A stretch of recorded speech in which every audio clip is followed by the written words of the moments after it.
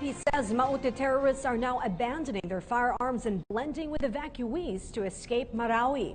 Joint Task Force Marawi spokesperson Lieutenant Colonel Jor Herrera said the terrorists are using their knowledge of the terrain in the war-torn city to slip out of the area. He assured that government forces are exerting all efforts to track down all those who have slipped out of this place. More on the Marawi clearing operations from Julius de Samburon. The military sought the understanding of the public in the face of the continuing offensives against the enemies of the state. EOD personnel have been tasked to do the clearing operations to ensure houses and buildings in Ground Zero are safe from explosives.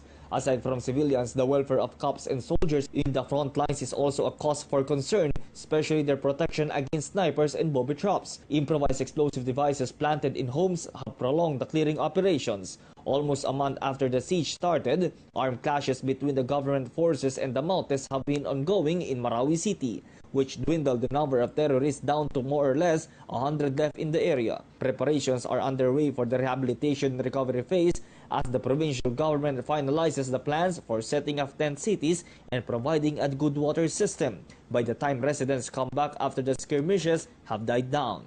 You also have to deal with the influx of residents going back, coming back to the area. So there's also a plan for that kasi the military wants Marawi City to acquire the ID system for the residents. So initially what the barangay captains are doing is to provide certificate for the actual residents in the city. Also part of the integrated plan is the city cleanup, sanitation, and getting mass graves ready. The Crisis Management Committee said that aside from the reconstruction of damaged infrastructures, regaining Marawi's socio-economic aspect must also be tackled and accomplished through a multi-sectoral cooperation. Meaning to say, capital investments are lost, paano mo i-invigorate ulit yung activity dyan sa loob, yung business activity, di ba? That's more difficult to deal with. So it has to be aside from yung infrastructure na rehabilitation, it also have a plan for reviving yung business in trading dito, socio-economic life ng Marawi City, which I think would be much vigorous and dapat mas intense ang planning. There is also the defense factor forming part of the recovery plan to prevent the siege from happening again. How can you also put up a defense plan in order to, again, protect the community from attack, from future attack? Isa pa yun. Kasi we're talking of local born militant organization, terrorist organization, locally. So dito yung home base talaga nila. Naturally, pag mag-regroup sila, dito muna naman sila. Tightened security procedures are still imposed on people coming in and out of Marawi City and the nearby provinces.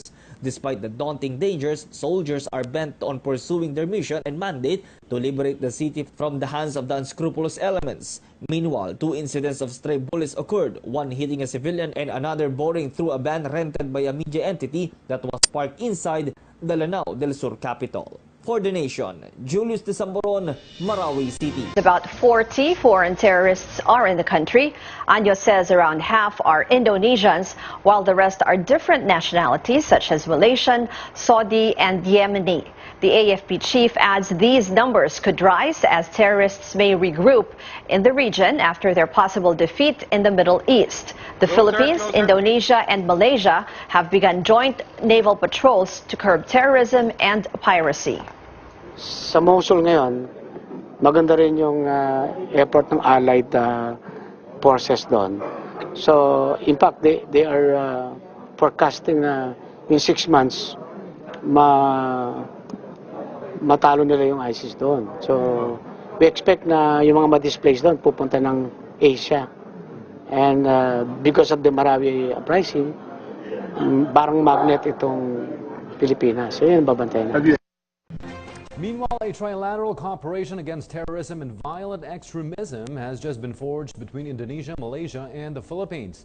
This was made following a meeting between Philippine Foreign Affairs Secretary Alan Peter Cayetano with his Indonesian and Malaysian counterparts in Manila this afternoon. Among others, they agreed to control terrorist funds and propaganda. Let's have more of this report from Diane Carrere. A tripartite meeting on security was held among the foreign affairs ministers of the Philippines, Malaysia, and Indonesia. Moreover, heads of the armed forces, national police, intelligence, and anti-terrorist agencies of the three countries participated in the meeting. Their goal, to fight terrorism and violent extremism. The ministers raised concern over the recent incidents of terrorism and violent extremism in our countries and reaffirmed our desire to work together to jointly develop and implement counter-terrorism measures and strategies. Cayetano shares that the three countries agreed that they have to fight the root causes of terrorism, and this will entail not only the efforts of the military and the police, but also that from the other sectors. We take note that drugs, crime, poverty, injustice plays a big role in making the grounds fertile for recruitment or for radicalizing, especially young people. The Secretary further shares that communication will also play a vital role in fighting terrorism, so as to break the narrative of the terrorist groups that it is a battle between religions. So it is most welcome help when Malaysia and Indonesia come in because they will help us destroy the narrative of the extremists, because the extremists want all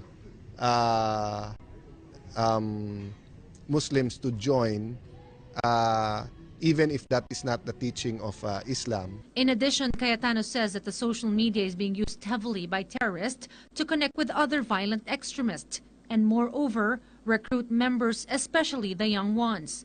With this premise, PNP Chief Ronald Bato de la Rosa has an advice to parents.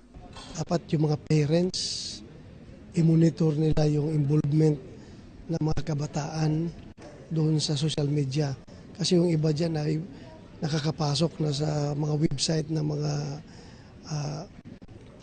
mga terorista na nag-recruit via the internet, via social media. So dapat monitor nila yan. The next tripartite meeting on security will be hosted by Indonesia, wherein senior officials of the three countries are to meet to come up with a plan of action. The output of the meetings would also be brought up among the other ASEAN member states. For The Nation, Diane Carrera. In the news tonight, the Philippines and Indonesia are intensifying their fight against terrorism and violent extremism.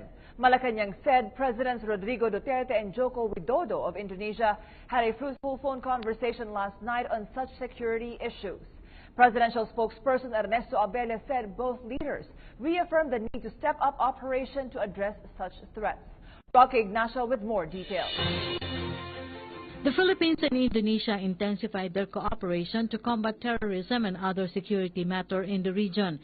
In a phone conversation, President Rodrigo Duterte and Indonesian President Joko Widodo have agreed to strengthen the measure following the trilateral agreement on security border areas in the Philippines, Indonesia, and Sabah. The meeting also aimed at fostering cooperation on countering terrorism among regional neighboring states, and President Widodo reaffirmed Indonesia's commitment to support the Philippines in countering terrorism, including restoring peace and stability in the southern Philippines. The Indonesian leader also expressed his commitment for the immediate resolution in Marawi City. The President also welcomed the Indonesian President's expression of commitment and emphasized the Philippine government's full resolve to work closely together with Indonesia and like-minded states to address these issues. The palace official also clarified that the attack of Bansa Islamic Freedom Fighters or BIFF in Pigcawayan, North Cotabato has no connection in the Marawi siege. Abella said this following President Duterte's statement about the continuing threat on peace and order in the country. We need to be aware of our circumstances, of our environments. So ganun siya, katulad ng isang ama na nagwa-warning sa kanyang mga anak na ingat dyan, ingat, so konti ingat. Meantime, the DSWD is working double time to assist internally displaced families in the area. DSWD Secretary Judy Tagawala said that President Duterte wants to ensure enough funds for the affected residents. Additional more than 600 million pesos was given to the DSWD. We have the Quick Response Fund. Kung nagtatanong may sapat ba tayo na pera, yun naman ang malinaw. President Duterte, when we ask them, sir, anong instructions nyo? Ang sabi niya, tulungan nyo lahat. Tulungan yung nangangailangan. So, sa itatanong niya lang, may pera ba kayo? So, I'm glad to tell you that the DDM has downloaded 662,500,000 to the department as of June 6. No? The DSWD will distribute tents at temporary shelter to 65,000 displaced families as well as food packs in observance at the end of Ramadan. Although we have problems with procurement because the bidding has failed as of yesterday, but we're still fast-tracking it. So we're prepared for that. We have also distributed 1,000 pesos in cash assistance, which started 4 days ago. This is upon the request of our representatives from ARM to provide assistance to our evacuees because it is Ramadan. And the family food packs, while halal, would not capture their needs because they need sweets, fruits, they need to break the fast. Abella added that rehabilitation of Marawi will start soon. The 10 billion pesos from the 20 billion pesos allotted by the President for Bangon Marawi program will come from PAGCOR. The palace official reiterated that President Duterte is focused in his job. Abella said this amid Senator Antonio Trillanes IV's statement that the President is allegedly behind the homicide case filed against the Leyte cops instead of murder. The Leyte cops are allegedly behind the killing of Alwera Mayor Rolando Espinosa. Really, I think the interview with the Hard Talk just summarized everything that he is. He seems to be really given to these huge fantasies. For the Nation, Rock Ignacio.